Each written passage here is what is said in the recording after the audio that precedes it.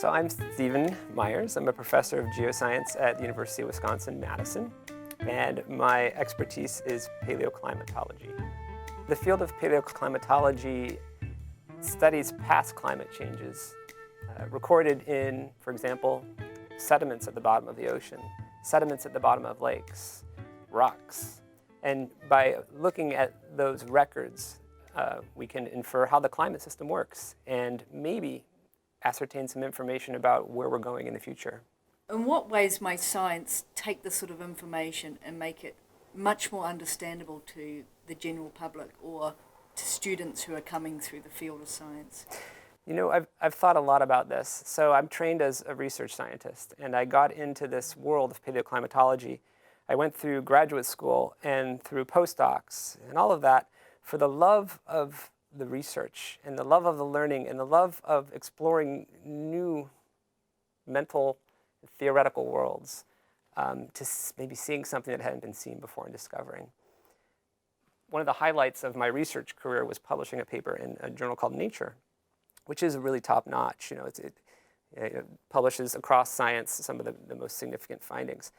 And it felt fantastic to achieve that. And then my work was then used to argue against climate change. And so at that point, I realized, this was about 3 years ago, I realized that it wasn't enough to be producing the science and pushing the limits in that way, that I also needed to be pushing the limits in how we communicate science and how we create and cultivate engaged public in terms of science. So we've created this new initiative. This was with my spouse, Gigi Cohen, who is a photographer and social documentary, photojournalist and social documentary photographer. And the idea of this project is to inspire scientific literacy and to cultivate emotional connections to science. And we do this in the science classroom. So we re-envision these classrooms of 300, 400 students that are not science majors, that are taking it as a requirement. We view this as an opportunity to really try to cultivate a populace where sound logic and sound reason and also empathy for each other sort of govern decision making. And the idea is to sort of re-envision these as an opportunity. And we also then use it as an experimental laboratory. So it's called Tadada Scientific Laboratory.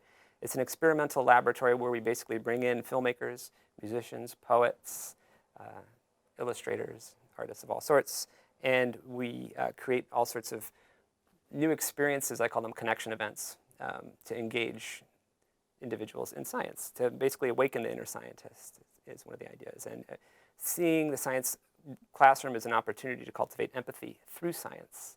In a way, I sort of view science as the art form, is sort of my perspective on it.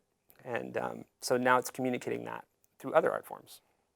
To what extent can science be a creative, imaginative field? My reality is that science feels a certain way to me.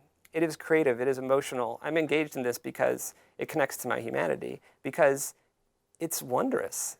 And my opinion is that if every student felt that, they'd want that in their lives, and they want to be engaged with science. So how do you do that? How do you create opportunities for them to experience that wonder, that engagement? That's what it's all about. It's basically, I want to give the students the experience that I get to have as a practicing scientist. I want them to have that emotional experience. And I think fundamentally, the hypothesis is that that will change them. If they're not already viewing themselves as a scientist, they will at that point. We do have some data on this, so we've done some surveys. We've been doing this for 2 years now, and this last year we did a survey. And we asked the question, has this course, this Geoscience 100, using the Tadada approach, has it changed the way you view the world or yourself, basically as a scientist? And we came in with, I think it was 46% of the students saying that, in fact, they viewed themselves as a scientist, and 92% went out saying they view themselves as a scientist, essentially. So double. Now, we don't have a control group. So this is a new idea that we're doing, and we started to do, the idea was to do some initial surveying. But it seems to be working. And there are so many ways. It's not just about engaging artists and musicians. That's an important part. But it's also just thinking about the way that room is a collaborative. And basically, as I mentioned earlier, viewing collaboration as opening yourself and surrendering yourself to possibilities, and viewing every single student as a collaborator. So now it's 300 collaborators of students, or 400, It's artists and filmmakers that are teachers and collaborators coming in. They're teaching science. In the process, I'm learning about filmmaking, and I'm learning how to be a better scientific communicator, working with comic book artists. So how do you think about science in terms of comic books? It's all about climate change. It's a response to basically that Nature article and the way it was misrepresented. It's the way I can do something to cultivate an informed understanding in the face of times like today, like exists in the world, which have always existed, where ideas are misconstrued sometimes for ill purposes. So do you think scientists should get more political? Well, I think that for me it's a broader question, and it comes down to this, that there's a tremendous opportunity for scientists to engage with humanity, to engage with their own humanity, and to engage with the humanity that surrounds them. And some aspects of that are political, for sure. I think that what needs to happen, or what ideally would happen in my mind, is within each person there's an awakening, right?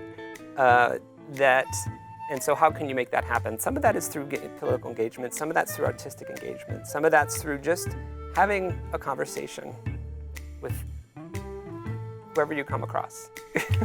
Thank you. That's great. Thank you. Thank you.